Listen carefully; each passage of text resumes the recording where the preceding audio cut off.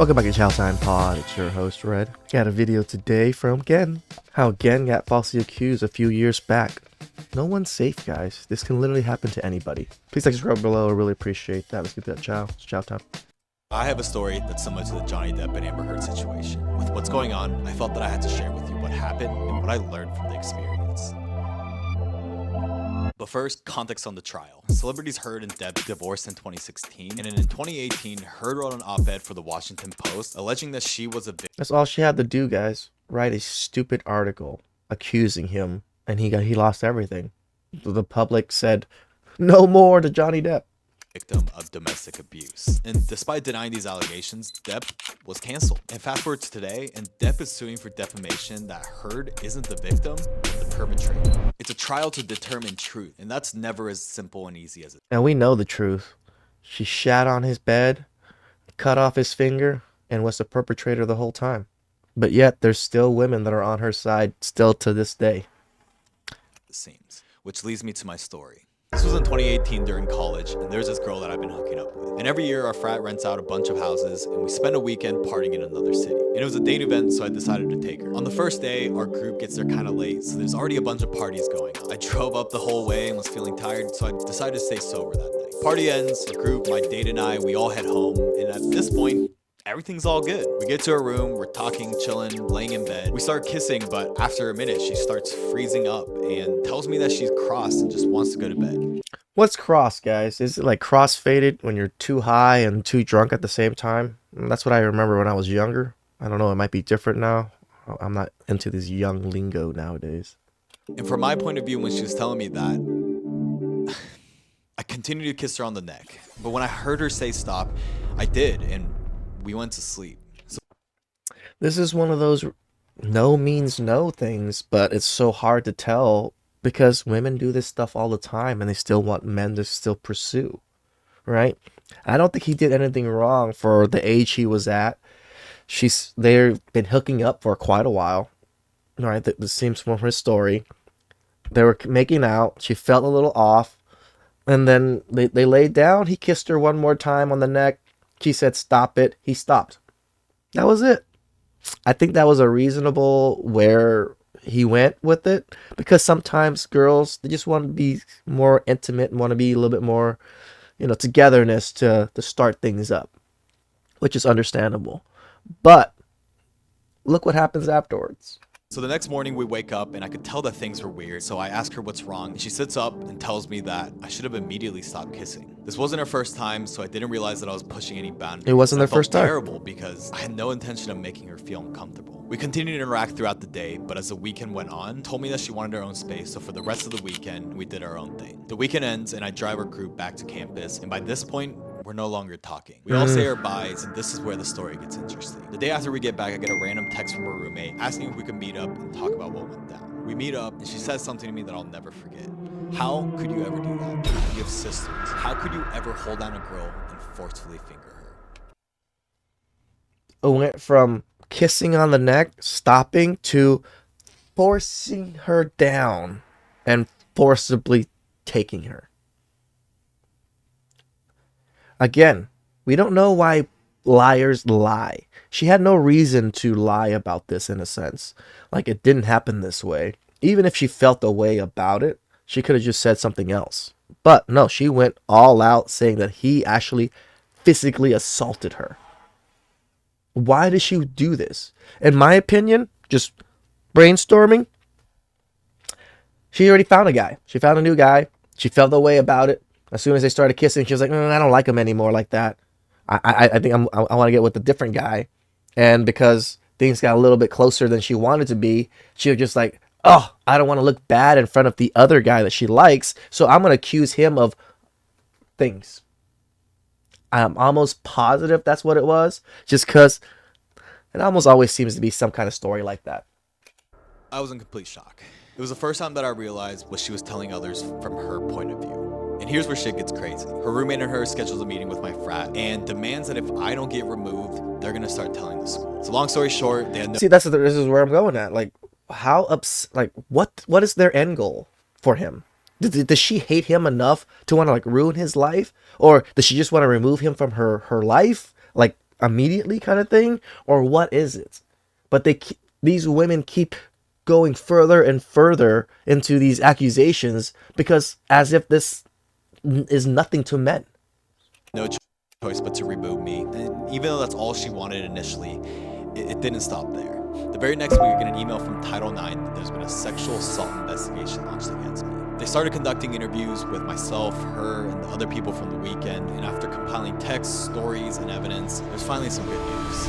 Title IX found me not guilty and that there was insufficient evidence to support her claims. And when I heard that, it's hard to say how relieved I was. It wasn't even happiness, I was just tired. But unfortunately, the story doesn't end there. Before we continue, I think it is important to note that this was in the middle of the Me Too movement, which without a doubt was a movement that did a lot of good in exposing real stories of abuse. But just like any movement, people can take advantage. When every accusation was accepted as truth, evidence didn't matter. Even when it was later found that the accusation was false, people's careers and reputations were ruined, while the accuser faced no consequences. The unfortunate reality is that there will always be men and women who use movements as exploitation rather than genuine opportunities for change. And that's exactly why you should never blindly believe all women or believe all men. It's a mistake to believe all anything. And I go through the life of, I don't believe nobody until it's proven otherwise. There's too many liars in the world. There's very few people that are willing to tell the truth. And there's even less people that are willing to tell the truth to you. So I just go about everybody, you guys are all liars until it's proven otherwise. There's always two sides to every story, and this is just my side. So a week later, even though Title IX found me not guilty, the school found out and wanted to conduct their own investigation. So to do so, they selected 4 random... Of course, some liberal, leftist, woke school wants to keep pushing it, even though Title IX said there was no issues. Professors to serve as the sexual misconduct. Gotta punish these misandrous men. Questioning the both of us. And I don't know what it was, but I had a bad feeling. Sometimes our intuition is so spot on, especially when we don't want it to be. The board finds me guilty, and I was suspended immediately 6 months ago until graduation. The silver lining, though, was that there's still an opportunity to appeal, and so I had no choice but to hire a lawyer. I did Look at that, guys. What is this? One accusation, didn't cost her anything. Went through, lost his frat, got investigated by Title IX. I'm not sure exactly what that is. I'm assuming it's the cops. And got accused at the school, lost at the school, so now he got suspended. He might not be able to graduate after he spent hundreds of thousands, tens of thousands to attend this school.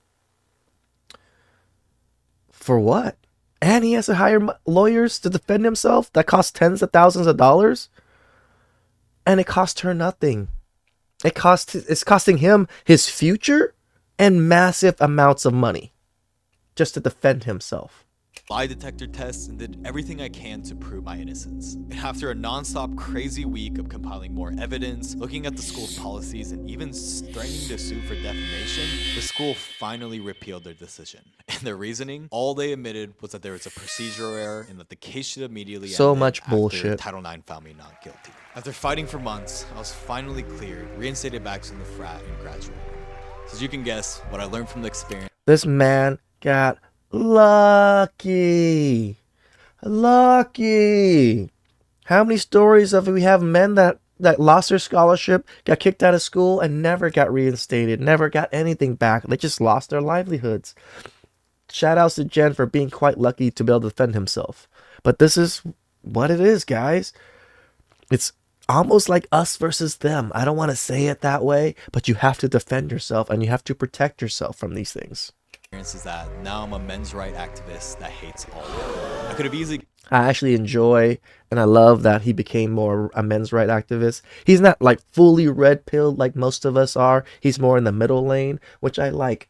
There needs to be more people in the middle grounds of things. I'm a little bit more on the, the right side of red pill, but it's towards the middle. And then like Fresh and Fit are like super right side and everybody else. And then, more people in the middle is great. So you get to see all the views and hopefully don't go too much of the extreme. Gone that incel route, but hating an entire group of people based on the actions of one person is the same ridiculousness of cancel culture. It is. Initially, people were quick to believe Heard and cancel Depp, but now public sentiment has changed where people are now supporting the person that they first tried to cancel. But besides all... we know Depp won. And because of this Me Too, because of the whole Johnny Depp thing, yeah, it has ruined women's reputation irreversibly. Men now globally can see the true nature of women and how horrible they can be. Before, we would still think that there were rainbows and sunshine here and there. Now it's quite apparent. All that, what concerns me most is that if Depp's side of the story is true, people will then use it to question the legitimacy of a positive movement. That they do Because already. whether it be men or women, not only do false accusations ruin reputations, most importantly, it covers up the stories of real victims. It does. We all want to be on the right side of history so bad that our snap judgments become the truth we want to believe. And I can't force anyone to believe me, but even in cancel culture, the truth will eventually prevail. And I learned that the hard way. So Jen actually was able to escape from that. This gentleman was not. The Logan Police Department investigating a possible false sexual assault accusation that led to a man's death. ABC4's Nicole Newman talked to the Logan Police Chief today and has the story. Police say it's a crime he didn't commit and they have surveillance video to prove it. But sadly, it wouldn't be enough to save the life of 62. R.I.P. to this gentleman. He was just living his life, doing his thing, and then some kids come and take his life and accuse him of horrible things. 2-year-old Michael Fife. Fife died on April 27, 4 days after suffering severe head trauma from being tackled to the ground. This was a single, forceful motion that appeared to have knocked Mr. Fife off his feet. Logan City Police Chief Gary Jensen says the aggressor was a 17-year-old who was led to believe his 16-year-old sister had been sexually assaulted by. How many brothers and fathers are in jail or in the grave because of their sisters and daughters making false accusations and lies like this?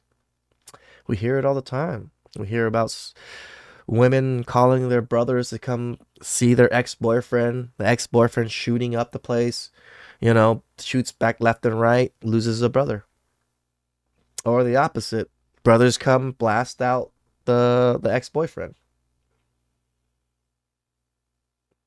This is the chaos that women cause. This sister told her brother that she was being sexually assaulted by this 60-year-old man. And God loved this brother. We automatically, innately have to protect. But for the man to go tackle him immediately like that is quite outrageous. Because this is a 62-year-old man. This is where, I always push for elders and, that they need a certain level of respect off the bat. This is part of that reason. You shouldn't be going around tackling him like that. He's an elderly man. Give him some respect. If he was accused, approach him and, speak it out. There's no need for the violence because he's old and you just took a life without even knowing it. Isn't that a horrible thing on your own hands? Fife. The sister said it happened while on a Cache Valley Transit District bus, but Chief Jensen says the surveillance footage they obtained doesn't support her claim. It just simply doesn't appear to, according to what we were told, and now the video that we watch, it doesn't seem to be that the two stories come together. Jensen says the assault happened while Fife was getting off the bus. Look at that. He's not even willing to say it was a false accusation or it's a lie. He just has to say it didn't match up. Near 300 South, 100 West. After the attacker ran away, eyewitnesses called for help. This was all around 3 o'clock on April 23rd. But police say the accuser didn't call to report the alleged assault to police until 6:15 p.m. that day. As far as charges, we're looking at this case trying to understand whether the elements and the knowledge of the perpetrator versus what actions that person took, whether they meet the elements of certain crimes. According to a GoFundMe raising money for his funeral expenses, Fife leaves behind one son. In Logan City, Nicole Newman, ABC4 News. That was some harsh, painful chow. But as men, you gotta scarf that down. Because this is life that we live. There is two sides. The very, very lucky side that Jen was able to protect himself and relieve himself of the accusations. And then there's this, where it was just false accusations and the man died before any justice happened. Protect yourselves out there, men. Protect yourselves. Please like, subscribe down below. I really appreciate that, and I'll catch you guys next time. Ciao.